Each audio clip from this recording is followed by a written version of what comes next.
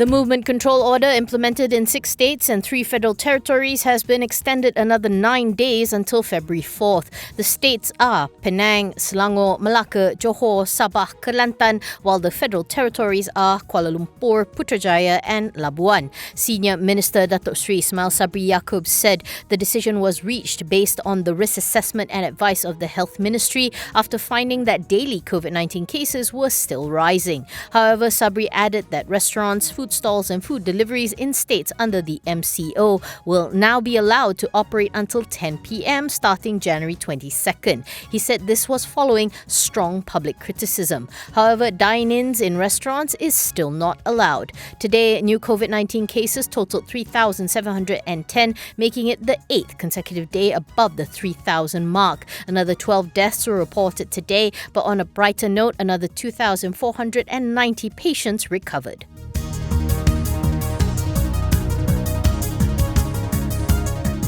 Glove Corp said its annual rubber glove production capacity had reached 91 billion pieces as at January 2021, as demand for gloves continued to be strong even as countries globally kick off mass vaccination programs. According to Glove's latest presentation, the glove maker says it expects to have an annual output capacity of 110 billion gloves by December 2021, as the company adds a new capacity of 19 billion pieces for the year.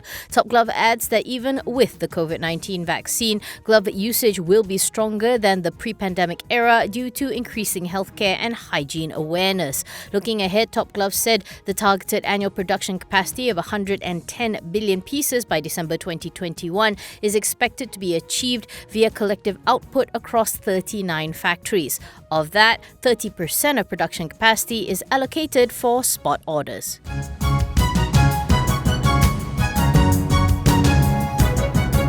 UOA REIT net rental income for the fourth quarter of FY20 fell 10.81% to 12.98 million from 14.61 million previously due to rental rebates given to tenants. Quarterly revenue declined 8.42% to 18.11 million. It declared a distribution per unit for the quarter of 4.6 cent compared with 2.3 cent a year ago. For FY20's report card, net rental income dropped 12.43% to 50.73 million, while full year revenue was also 8.1% lower at 72.36 million. FY20's DPU was also lower at 8.44 cent compared with the 9.11 cent posted the previous financial year. On prospects, UOA REIT said the acquisition of the UOA corporate tower was completed on December 30th. This will lead to an increase in rental income in FY21, adding that the asset size increased 66% to 1.74 billion. While the property asset manager admits that times remain uncertain due to the pandemic,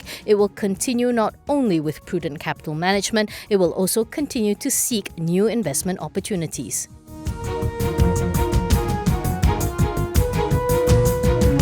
Independent advisor BDO Capital Consultants has advised Vestalk Creative minority shareholders to accept its largest shareholder NSK Trading Takeover offer as the deal is fair and reasonable. In a boss filing, BDO said the offer price of 70 cent was fair because it represented a premium of 44 cent or 169.2% to the estimated fair value per VCB share of 26 cent. It also represented a discount of 7.28% per VCB share to the last closing price at the latest practicable date of 75.5 cent and 2.45% to the 5-day volume-weighted average market price. It said the offer is reasonable as VCB shares are relatively illiquid, and in the absence of a competing offer, it provides an opportunity to the holders to realize their investments in VCB. To recap, on December 21st last year, NSK Trading triggered a mandatory takeover offer for the remaining stake it does not own in VCB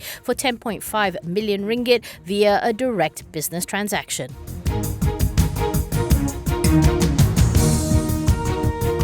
CIMB Group-owned TNG Digital and China's Ant Group are in advanced talks with investors to raise at least $150 million to fund expansion plans, according to Reuters. Citing sources, the report said that TNG Digital is negotiating with global banks, asset managers and others. It is expected to give TNG Digital a valuation of more than $700 million and could end up raising about $250 million in total this year. The pandemic has propelled demand for digital payment payment services, and TNG Digital says its touch-and-go e-wallet is Malaysia's biggest, with more than 15 million registered users. Reuters reports that the new fundraising will result in CIMB and Ant Group paring their stakes, but they will remain the biggest investors in the business. CIMB holds 51%, while Ant Group holds the rest. According to Reuters sources, TNG Digital wants to step up its presence in financial services as a growth area. TNG Digital has secured approval from regulators